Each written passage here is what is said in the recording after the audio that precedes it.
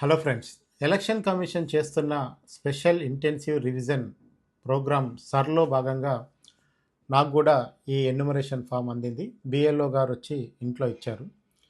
So దీని ప్రకారం ఏంటంటే లెఫ్ట్ సైడ్ బాక్స్లో లాస్ట్ ఎస్ఐఆర్లో మీ ఓటు ఎక్కడుందో డీటెయిల్స్ రాయమని చెప్పారు. లాస్ట్ ఎస్ఐఆర్ అన్నారు కానీ అది ఏ సంవత్సరం అనేది ఇందులో లేదు. 2002 అనేది ఓవరాల్గా చెప్తున్నారు. ఎందుకంటే ప్రతి సంవత్సరం ఎస్ఐఆర్ జరుగుతుంది, ఇదేం కొత్త కాదు అని దీనిపైన కొందరు అనుమానాలు వ్యక్తం చేసినప్పుడు ఎలక్షన్ కమిషన్ అధికారులు మాట్లాడిన మాటలు కూడా నాకు గుర్తొస్తున్నాయి. సో ఏఎస్ఐఆర్ అనేది ఈ పేజీలో ఎక్కడ కానీ వెనుక పేజీలో ఉన్న ఇన్స్ట్రక్షన్లో కానీ లేదు.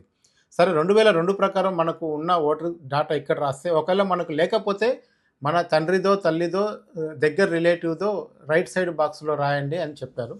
ఈ రెండు ఉన్నా లేకపోయినా మూడో బాక్స్ కూడా కంపల్సరీగా నింపాల్సిందే. అందులో లేటెస్ట్ డేటా ఇవ్వాలి. సో ఈ లేటెస్ట్ డేటా ఇచ్చేటప్పుడే ఒక తిరకాసు ఏముందంటే, ఇందులో ఆధార్ కార్డుని మ్యాండేటరీ చేయలేదు. సో ఆధార్ కార్డు మ్యాండేటరీ కానప్పుడు ఓటర్ కార్డ్ని ఆధార్ కార్డ్ని అనుసంధానం చేయకపోతే డూప్లికేట్ ఓటర్ని ఎట్లా గుర్తిస్తారు, దానికి ఏ ప్రాతిపదిక ఉందనేది ఎలక్షన్ కమిషనే చెప్పాలి.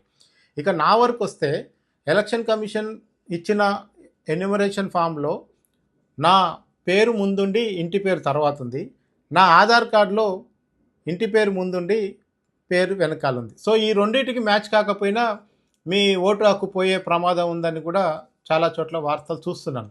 అయితే దీన్ని సరి చేసుకునే అవకాశం ఉందని బిఎల్ఓ గారు చెప్పారు. ఫామ్ 8 ఫిలప్ చేయమన్నారు. అది కూడా ఫామ్ 8 కూడా ఫిలప్ చేస్తున్నాను. దాంతోపాటు ఆధార్ కార్డు కూడా దత్తు చేయమన్నారు, జిరాక్స్ కాపీ, అది కూడా ఇస్తున్నాను. ఇక నాకే ఉన్న ఇంకో ప్రత్యేక సమస్య ఏంటంటే, 2002లో నా ఓటర్ లిస్టులో నాకు సూర్యాపేటలో ఓటు ఉంది. అప్పుడు నా సర్నేమ్లో స్పెల్లింగ్ తప్పు ఉంది. ఆ తర్వాత సర్నేమ్ని కరెక్ట్ చేస్తూ నేను హైదరాబాద్లో ఓటు నమోదు చేసుకున్నాను, సూర్యాపేటలో ఓటు డిలీట్ చేయించాను.